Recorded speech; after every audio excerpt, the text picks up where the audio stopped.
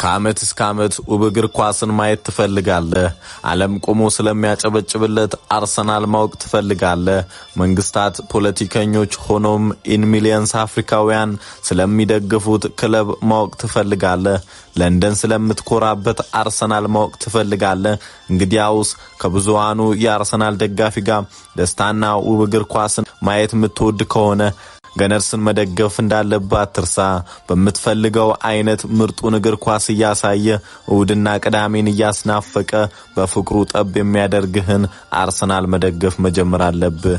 ምክንያቱም መቼም የማትጸጸትበት ውሳኔ ይሆናል። ይህ ክለብ አርሰናል ጨዋታ ከሌለው ዓለም በሙሉ እንደምትደበር ነግረሃለው። ክለቡ ሲፈጥረውም ተፈቃሪ ሆኖ የተፈጠረ ነው። ማን ነው ካልከኝ ደጋግሜ ልነግርህ እችላለሁ።